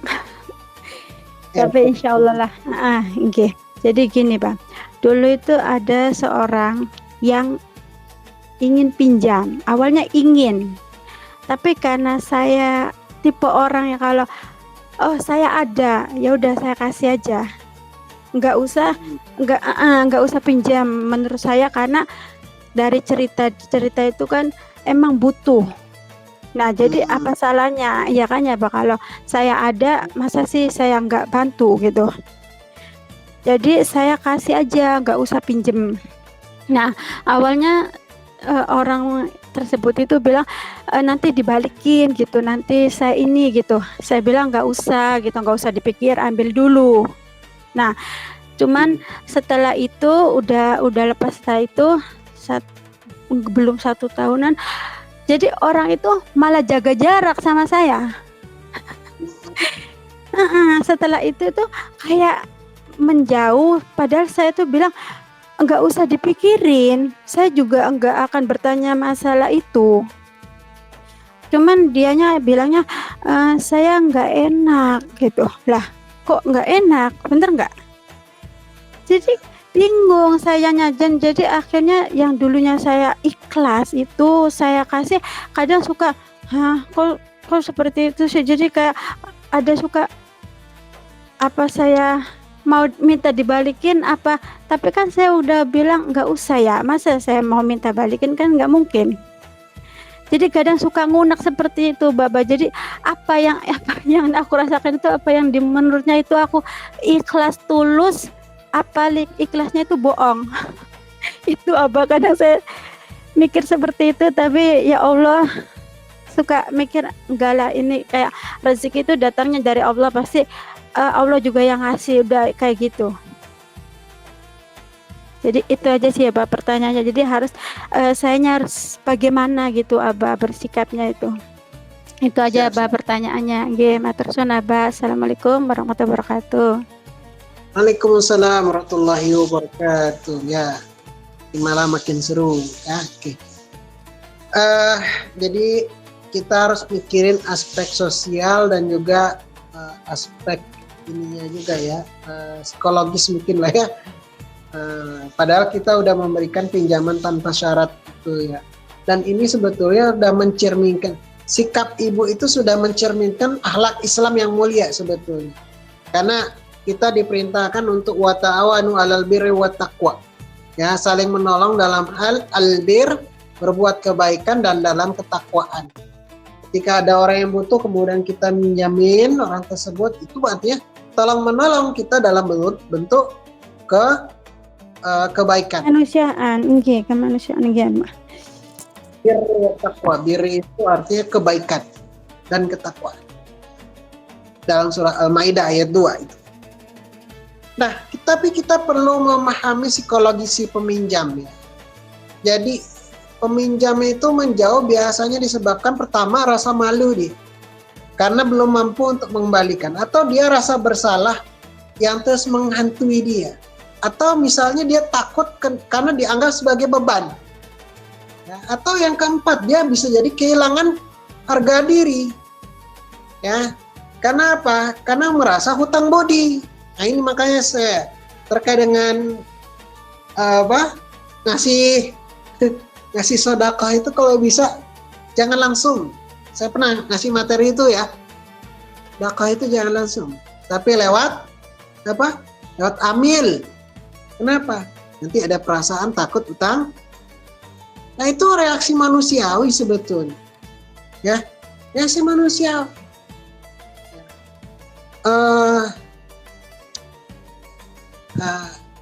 Dan karena hati manusia itu kan ini ya, hati manusia itu selalu bolak-balik. Gampang dibolak-balik hati manusia itu. Nah, sikap terbaik yang diajarkan dalam Islam, pertama kita memahami dan juga bersikap lembut kepada orang itu. Gini aja, kalau kayaknya si peminjam itu dia tipe orang yang sebetulnya dia mau ngembaliin. Jadi ya jangan paksa kita kemudian. Ya kalau dia mau ngembaliin, ya ngembaliin aja, nggak apa-apa ya. Kalau kita sampai udah nggak usah dibayar, tapi ada perasaan itu takut tadi itu ya, beban gitu mungkin ya, perasaan beban itu mungkin tadi kan ada beban, kemudian ada malu, ada perasaan bersalah, tapi mungkin bebannya itu saya nggak mau jadi beban, makanya kalau mau balikin ya wes, kalau itu ngerasa kamu jadi beban ya misalnya, tapi kita memberikan keringanan. Ya kan? Ringan. Islam kan ngajarin. Wa in kana dzu usratin fanadhiratun ila maisarah. Kalau ada orang berhutang dalam kesulitan, maka berikanlah waktu tenggang sampai dia ada kelapangan. Wa antasaddaqu khairul lakum in kuntum ta'lamun. Kalau kalian mensedekahkan hutang itu lebih baik kalian kalau kalian mengetahui. Al-Baqarah 280 itu. Ya. Jadi ya kita ngomongin kepada orang itu, ngomong atau chat lah ya. Sekhawatir Mbak, ya. Nih, kasih ayatnya kalau perlu. Catat. Catat. Al-Baqarah 280. Copy paste. Mbak, saya kasih waktu tenggang, ini dalilnya gitu. Kalau negosiasi kan kayak gitu. Kasih dalil-dalil negosiasi ala ini ya. Ala syar'i gitu. Jadi jangan sampai dia ngerasa beban. Jangan membuatnya tertekan, ya kan? Jadi ya, Mbak emang kalau misalnya mau bayar, ya apa-apa. Tapi kalau saya sebetulnya udah ikhlas kok nggak bayar. Tapi kalau Mbaknya mau bayar ya boleh aja sih. Kalau misalnya ngerasa beban, ya lah, bayar monggo. Dan kasih waktu. Ya. Iya, Bang. Begitu ya. Iya. Jadi buat kita sendiri, diri kita sendiri, gini ada hadis gini, ma'andara, barang siapa memberikan waktu tenggang kepada orang kesulitan, ya, atlahullahu fi zillihi, maka Allah akan naungkan dia dengan naungan Allah. Dia akan tolong orang yang misalnya tadi yang kita ngutangin, dia akan. Nah, jadi kita perlu ambil inisiatif kayak ini, Mbak ya. Ambil inisiatif. Karena dia agak menjauh, kita ngambil inisiatif aja. Inisiatif mendekat dengan bijak, kunjungi silaturahim, bukan lagi. Kunjungin aja. Tanyakan kabarnya, nggak usah nyebut utang. Tawarin bantuan kalau balah. Tahu deh, mau ngutangin lagi nggak apa-apa kok gitu. Jadi jangan ngerasa itu beban. Nah, jadi tekankan bahwa hubungan persaudaraan itu lebih penting daripada uang. Mbak, persaudaraan itu lebih penting daripada uang. Saya mah gak ada masalah kayak gitu. Itu bagi Mbak ya, yang uangnya misalnya banyak gitu ya. Kan berbeda cerita sama orang lain misalnya. Tapi ya, itu konteksnya Mbak gak ada masalah. Ya, jadi buat yang lain, ini jadi ujian keikhlasan ya sebetulnya. Momen untuk menguji sejauh mana keikhlasan kita. Kalau misalnya Mbak memberikan pinjaman hanya untuk membantu atau ada harapan misalnya kita dianggap baik, nah itu jadi masalah. Ya, kalau kita misalnya relakan itu, ya itu dianggap jadi suatu sedekah. Ya, nah jadi kirim pesan. Nah, assalamualaikum, gimana kabarnya? Chat. Ya. Kalau ketemu ungkapkan dengan lembut. Ya, beli kelonggaran waktu tadi ya. Kalau alam bisawab mungkin itu Ibu. Ini kan? Nggih, Abah, matur suwun jawabannya, Masya Allah. Nggih, matur suwun Abah, barakallah. Assalamualaikum warahmatullahi wabarakatuh, Abah. Ya. Saya Eka dari Tulip Mania. Abah, ini saya mau sedikit bertanya tapi mungkin agak berbeda dari tema nggih, Abah. Tapi sedikit mengganggu perasaan saya. Sebenarnya saya ini kan mempunyai anak cowok, ya, Abah, 2. Itu pernikahan kami itu sah nggih secara agama, nggih secara negara. Di pertengahan pernikahan itu suami saya itu menikah lagi, menikah sirih, tapi saya tidak tahu secara pasti menikah sirihnya itu kapannya itu tidak tahu, karena saya tahunya itu setelah punya anak dan nggak ada bukti secara tertulis begitu, Abah. Dan anaknya ini perempuan, Abah. Anaknya ini perempuan. Ini kalau menurut agama Islam bagaimana hubungan anak yang dengan istri yang ini dengan anak saya, Abah? Ya. Cukup? Sudah cukup itu saja, Pak. Terima kasih. Wassalamualaikum warahmatullahi wabarakatuh. Apa hukum anak istri pertama dengan istri kedua ya? Gitu. Kalau dia beda kelamin ya, beda laki-laki perempuan. Jadi yang jelas ketika pernikahan itu dipenuhi rukun-rukunnya, rukun nikah itu ada 5, Ibu. Apa saja? Pertama, ada yang mempelai laki-laki, yang kedua ada yang mempelai perempuan, yang ketiga ada wali si perempuan, yang keempat ada kemudian saksi-saksinya, kemudian ada yang kelima ijab kabul. Selama nikah itu dilengkapi dengan rukun-rukun nikah yang 5 ini, maka hukum pernikahannya sah secara agama. Sekalipun enggak dicatatkan di dalam buku catatan sipil. Ya. Ya, kan kalau bahasa kita penghulu ya. Penghulu itu kan wakil dari Kementerian Agama yang melakukan pencatatan sipil pernikahan. Penghulu nggak nikahin orang. Enggak, penghulu nggak nikahin orang, kecuali di Taiwan. Nah, saya dulu sering jadi penghulu. Ya.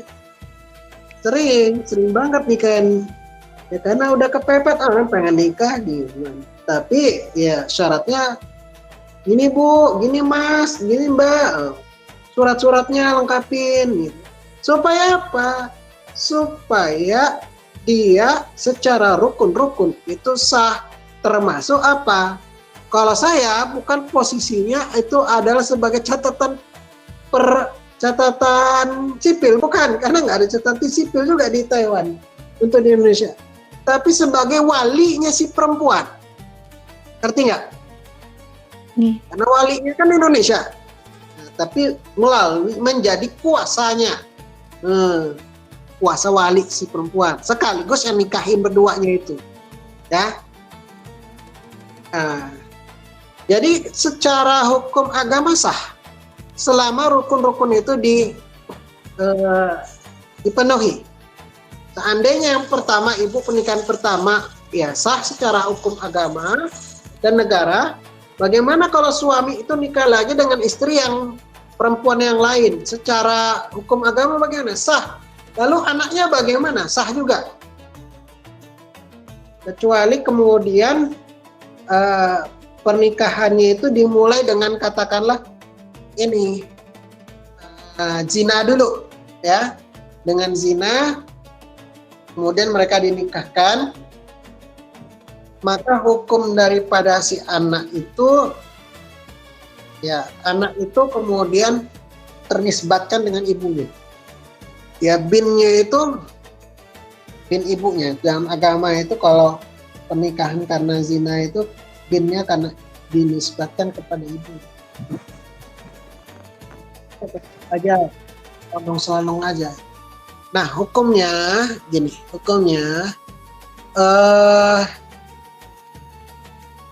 yang jelas adalah hukum anak kan ini ya, anak. Iya, anak tapi menikahnya itu sebetulnya tidak tahu. Saya tidak tahu menikahnya itu tanpa izin, dan saya itu sudah tahunya mereka punya anak begitu. Itu tidak membatalkan secara hukum agama ya Bu ya. Saya harus sampaikan walaupun agak sedikit menyakitkan gitu ya. Tapi ini kita bicara hukum agama. Jawabannya nggak ngaruh dengan ada persetujuan daripada istri pertama atau tidak ada persetujuan istri pertama. Kalau secara hukum negara ya, hukum negara maka memang tidak tercatat, katakanlah gitu ya. Maka si perempuan itu memang tidak tercatat dalam buku catatan sipil, tapi sejatinya dalam agama ini kita bicara konteks agama ya, pernikahan agama, maka si perempuan tersebut adalah tetap sah istri dari suaminya Mbak. Itu secara agama ya, kita nggak bicara secara status. Nah, ketika anaknya Mbak punya laki-laki 2, kemudian dari pihak yang anaknya si perempuan itu perempuan misalnya katakanlah 1, maka hukumnya mereka adalah mahram. Kenapa? Mahram itu tahu nggak? Mahram itu orang yang diharam untuk dinikahi. Karena satu hubungan darah. Dia sama-sama punya induk yang sama, bapak yang sama. Ya, maka tidak boleh menikah. Mahram ya, bukan muhrim. Apa beda mahram dan muhrim?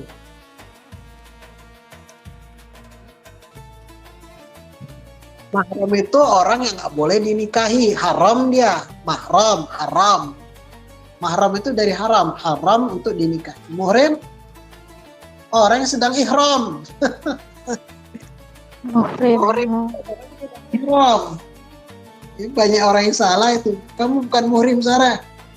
Jangan pikir, kenapa kok dia bukan muhrim saya? Emang dia sedang ihram. Ya. Iya, itu banyak ini saya itu. Kan dia bukan muhrim saya.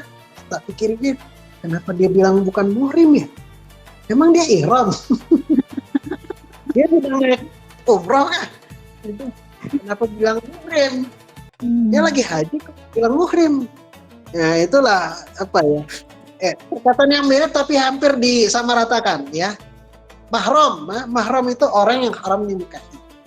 Nah, tapi meskipun mahram tetap ada batasan pergaulan yang harus dijaga, apalagi setelah balik, ya, tuh, ya, walaupun secara hukum persaudaraan, ya saudara seayah berarti ya. Allah alam bisawab. Ada lagi mau itu tadi mau dieksplor lagi, Ibu?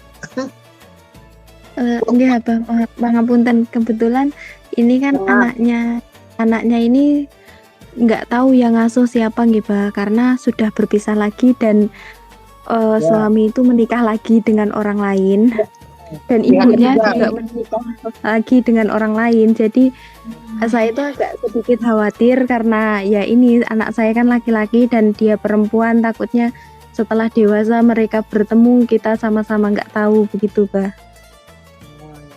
Jangan aja kamu punya adik gitu, tapi beda gitu. Iya, kayak sinetron Bah akhirnya. Iya, sinetron itu ketemu. Ya itu, berarti ya itu tadi nanti ya dulu kalau laki-laki sering jajan itu repotnya kayak gitu sih ya. Astagfirullahaladzim.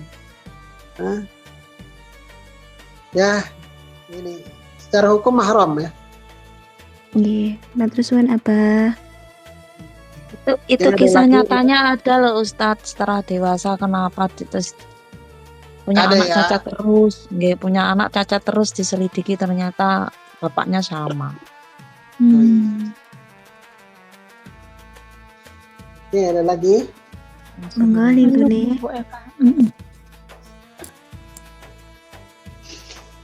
Assalamualaikum warahmatullahi wabarakatuh. Abah, ngapunten, melanjutkan pertanyaan Ibu tadi nggih. Nama dia anak yang di luar nikah perempuan nggih.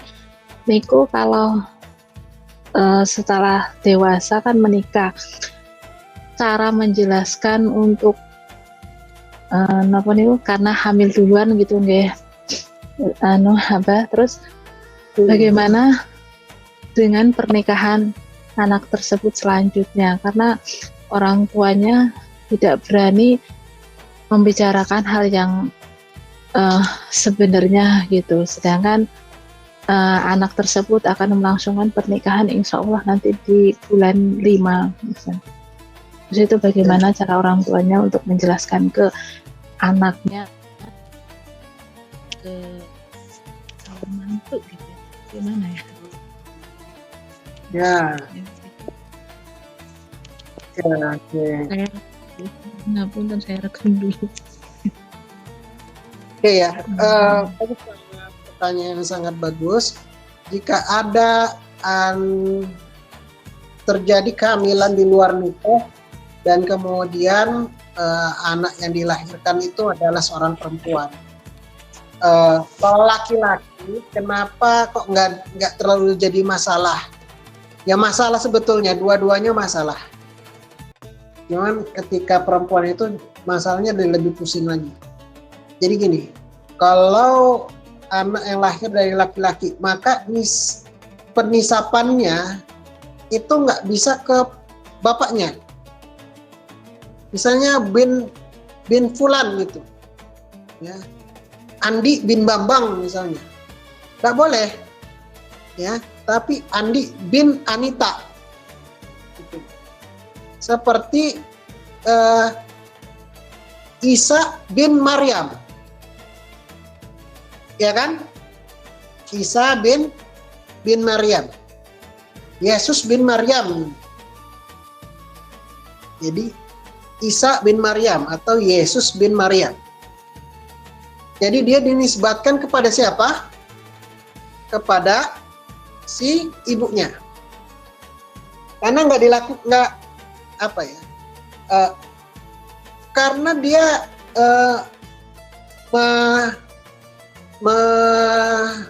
sekalipun nanti perempuan itu dinikahi, ya karena dia mencoblos duluan sebelum waktunya, itu salahnya, ya.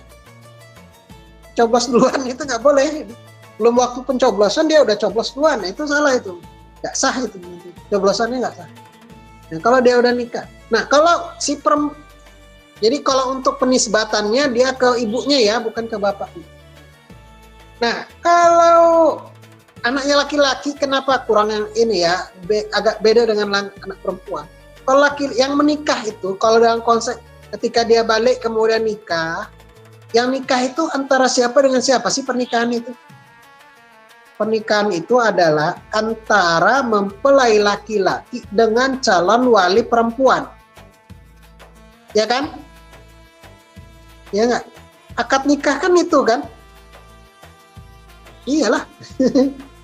Saya nikah itu dengan calon bapak mertua waktu itu, sekarang mertua, ya. Jadi bukan saya dengan calon istri saya, ya. Kalau dalam Islam enggak, saya bukan akad dengan si calon. Ayo dek kita akad nikah itu, ya, saya terima kamu gitu, enggak boleh, enggak diterima. Yang adalah kita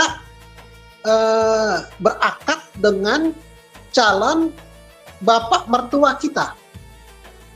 Nanti bapak mertua kita kan duluan, saya nikahkan anak saya si Fulanah bin dengan mas kawin, seperangkat alat sholat, dibayar tunai. Langsung balas, saya terima nikahnya anak bapak Fulanah bin Fulan dengan sah. Ya. Nah, kalau anak laki, ya, diri saya sendiri. Dulu waktu saya nikah, saya nikahin diri saya sendiri. Nah, kalau anak perempuan nggak kayak gitu. Kalau anak perempuan nggak bisa dia nikahin diri sendiri. Anak perempuan itu adalah dinikahkan oleh si walinya, bukan nikahin diri sendiri. Sedangkan siapa walinya? Walinya udah putus sama si laki-laki tadi itu, sama si bapaknya. Ngerti nggak? Kalau gitu pamannya Ustadz sama aja, nggak bisa. Pamannya juga nggak bisa, karena nggak ada jalur lagi. Paham nggak nih? Paham nggak ibu-ibu? Kalau anaknya perempuan, kenapa dia nggak bisa nikah? Bapaknya nggak bisa nikahin. Bapaknya nggak bisa nikahin. Bapaknya nggak bisa nikahin. Pamannya, misalnya adik si bapaknya, boleh nggak Pak? Adik bapak? Nggak boleh. Kenapa nggak boleh? Ya karena putus. Karena itu tadi, kesalahannya udah mencoblos sebelum waktunya. Itu maka konsekuensi zina itu berat itu. Makanya kemudian konsekuensinya adalah, ya, dia pakai wali hakim. Karena wali dari bapak itu udah nggak ada, putus. Maka pakai wali hakim. Siapa wali hakim itu? Yaitu adalah ulil amri. Wali hakim itu adalah ulil amri. Siapa ulil amri itu? Presiden, gubernur, wali kota, wali kotanya tapi laki-laki semua ya. Kalau wali kota perempuan nggak bisa ya. Kalau misalnya nggak bisa tuh mereka, gubernur nggak bisa, bupati nggak bisa, misalnya presiden nggak bisa, diwakilkan oleh pejabat pemerintahan.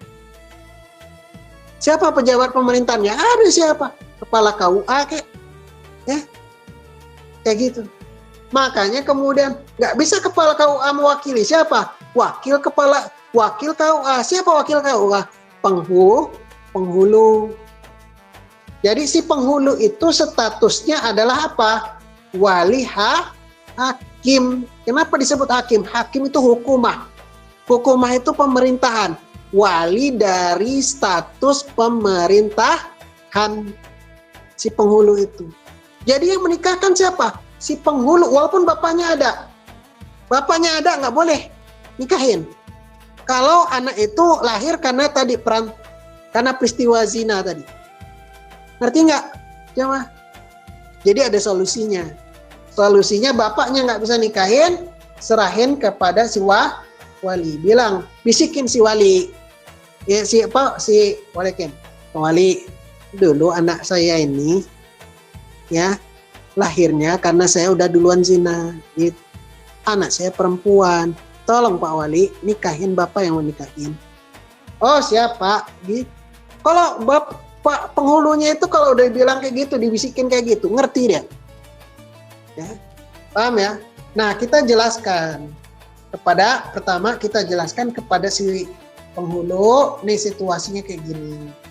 Ya, tuh. Nah, si anak, ya dua hal, bapak ibunya mau terus terang apa enggak? Karena kita ini kan agak repot juga nantinya. Mau jujur ya buka aib ke sana anaknya, nanti anaknya bingung gitu. Ya. Kalau misalnya bisa kita tutup aib. Ya. Yang cukup tahu siapa? Penghulu. Yang cukup tahu penghulu. Penghulu jangan sampai nggak dikasih tahu. Harus kasih tahu. Penghulu harus dikasih tahu biar dia nikahin. Si anak bagaimana? Sikap kita dua. Bapak mau buka aibnya kah? Kalau mau buka aibnya, kasih tahu si anak. Tapi kalau diputuskan nggak usah buka aib, wes nggak usah ngomong. Nggak apa-apa. Nggak usah ngomong, nggak apa-apa. Daripada anaknya nanti stres. Nggak usah ngomong. Tapi wajib kepada si penghulu. Penghulu wajib dikasih tahu. Nanti penghulu ini nikahin. Nanti alasan lah, maaf saya kurang lancar nih. Ngomong si anak, bapaknya kepada si anak. Nak maaf ya anak ya, bapak kurang lancar, biar penghulunya aja lah yang wakilin. Siapa ya anak? Siap. Begitu. Penting nikah. Paham Ibu? Insya Allah paham Bapak. Ya, insya Allah. Oke. Jadi ambil sikap dulu. Mau buka aibnya atau tidak buka aibnya gitu. Saya rasa sebaiknya nggak usah, ya. Saya rasa ya. Iya, Karena iya. nanti bisa apa ya? Nah, mental. Psikologinya terganggu gitu ya. Apalagi dia bapaknya udah tobat, ibunya udah tobat, ya. Iya, alhamdulillah orang tuanya sudah bertobat bahkan jauh lebih baik sebelumnya. Jauh lebih baik, walaupun dulu ya kayak gitu, ya. Iya. Dulu gimana? Mungkin kalau udah bertobat, udahlah ngapain lah, kalau udah tobat ngapain kita buka-buka lagi, ya kan? Iya, Pak. Cukup penghulu, tapi penghulu wajib tahu ya Bu ya. Iya, insya Allah. Oh. Penghulu wajib tahu, dan penghulu itu yang nikahin, bukan bapaknya. Bapaknya nggak boleh nikahin. Penghulu, wali hakim. Allah wa'lam bishawab. Ya. Ya, terima kasih ya, Bah, atas jawabannya. Ini cekap ya jamaah. Masih ada waktu Mbak Bron? Masih 7 menit. Satu lagi nggih. Panggil monggo. Enggak, Assalamualaikum warahmatullahi wabarakatuh Bapak. Suami, jihati Allah wabarakatuh. Saya Ibu Mita, Bapak dari Bangladesh, di Thailand. Sama, ini saya juga dulu. Nggih, saya tasik menang. Ini pertanyaannya seperti ini. Bab puasa. Ini kan ada perbedaan biasanya, Bu. Nah, kebetulan pas puasa nanti kan awal puasa kan jatuhnya pada ponian pagi sibuk-sibuk. Betul. Oke, tadi itu saya ada perdebatan sama teman saya pas buang sampah, Bapak. Itu katanya gini, di Indo lo tanggal 19 katanya gitu. Aku tak melok Indo aja. Lah, kalau di Taiwan kabarnya kan tanggal 18, tapi menunggu sidang isbat juga. Kayaknya 19 juga. Tanggal 19 juga? Kayaknya. Saya kan punya ilmunya ya, nanti saya... Oke, Iya, mudah-mudahan 19. saja.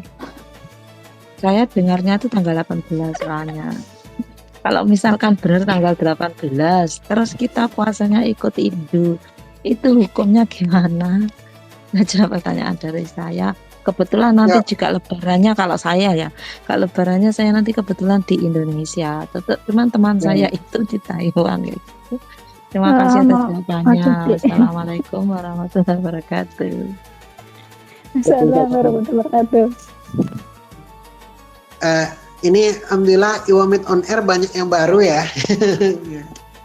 Kalau orang lama biasanya kenal ini sama saya. Saya lama Bapak. Nah, kita dulu sering ketemu di Musala Thailand gitu. Masya Allah.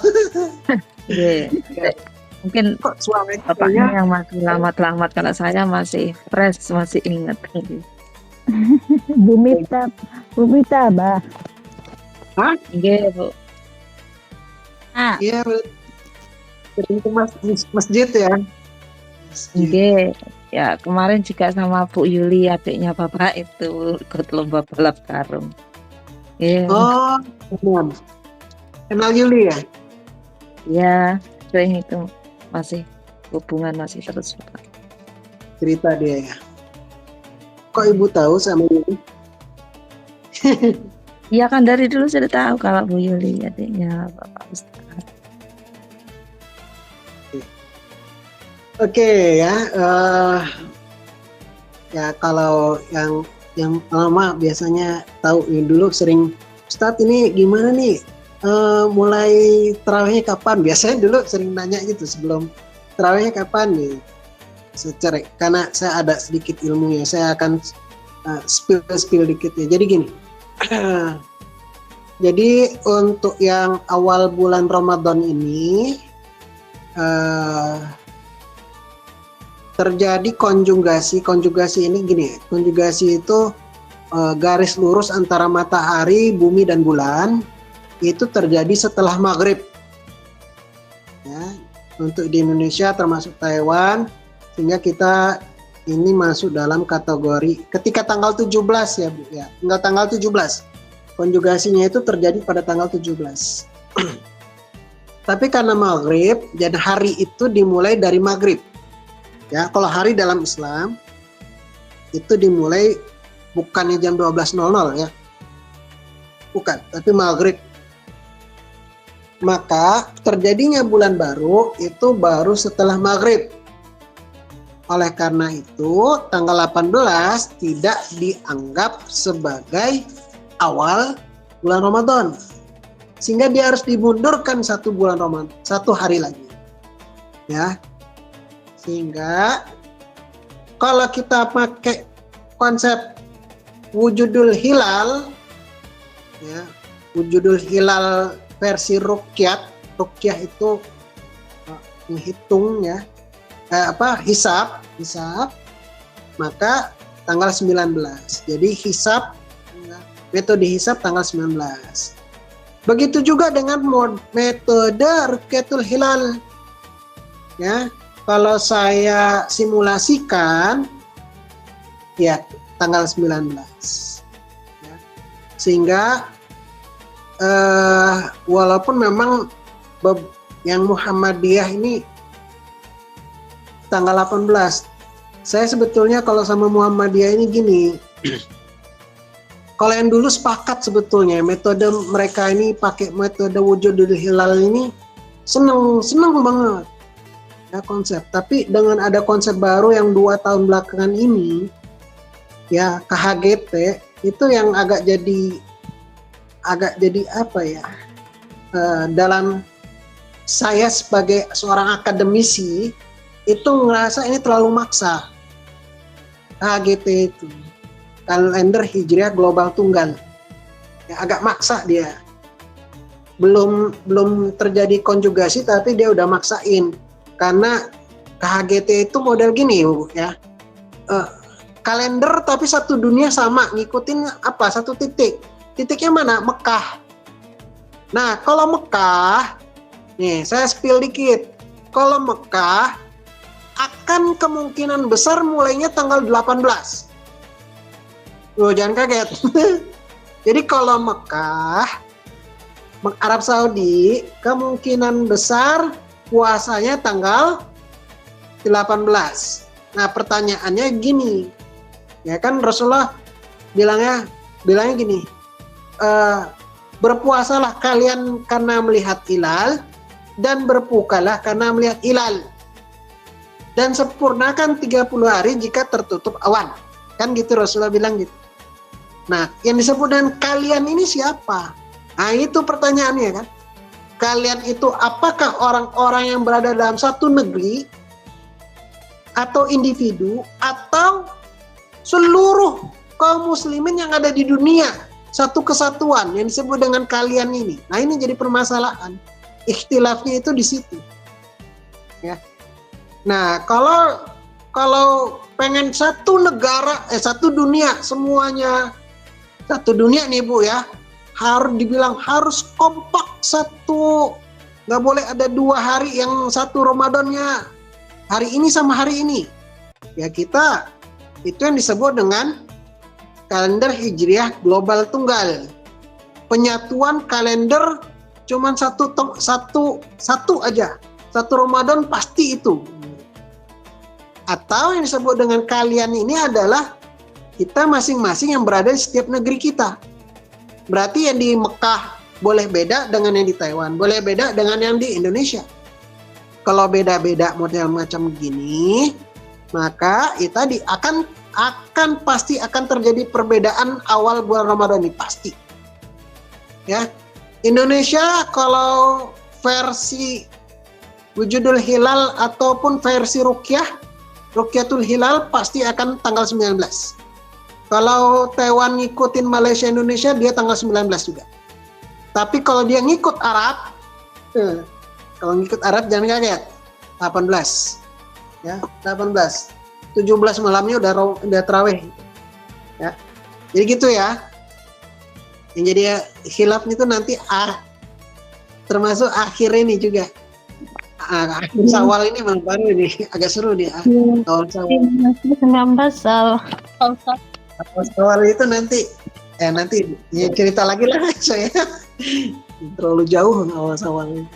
Oke, itu ya Bu ya, bisa dipahami ya, insya Allah tanggal 19 ya. Baik konsep wujudul hilal atau rukyatul hilal. Allahu a'lam bishawab. Cakap nih jemaah. Terima kasih kepada Bapak Ustadz Triantoro Murad yang sudah menjawab pertanyaan dari jamaah. Semoga menambah wawasan buat kita semuanya. Amin ya robbal alamin. Mohon barokah doanya Bapak Ustadz. Ya, siap Bu. Bela ikhwati fillah rahimakumullah, kita akhiri dengan doa kita kepada Allah Subhanahu wa taala. Kita awali dengan membaca istighfar, astagfirullahaladzim, astagfirullahaladzim, astagfirullahaladzim, innallaha ghafurur rahim. Ala hadini awala kulli niyatin shalih al-Fatihah. A'udzu billahi minasyaitonir rajim. Bismillahirrahmanirrahim. Alhamdulillahi rabbil alamin arrahmanir rahim maliki yaumiddin. Iyyaka na'budu wa iyyaka nasta'in ihdinas siratal mustaqim. Siratal ladzina an'amta 'alaihim ghairil maghdubi 'alaihim.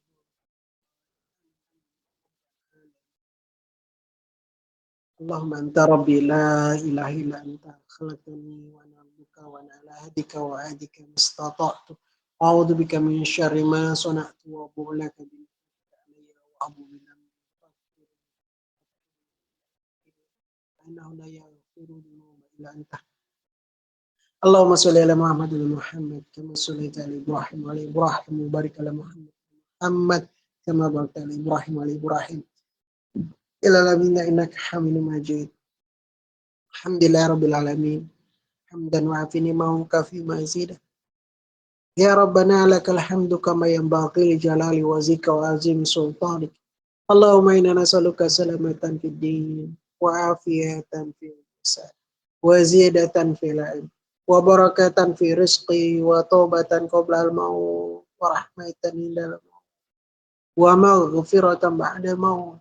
Allahumma hawinni Allah fi saqaratil maut wa najata minan nar wa al-afwa ila Rabbana zalamna anfusana wa in lam taghfir lana wa tarhamna khasirin. Rabbana la tu'akhizna in nasina aw akhtana.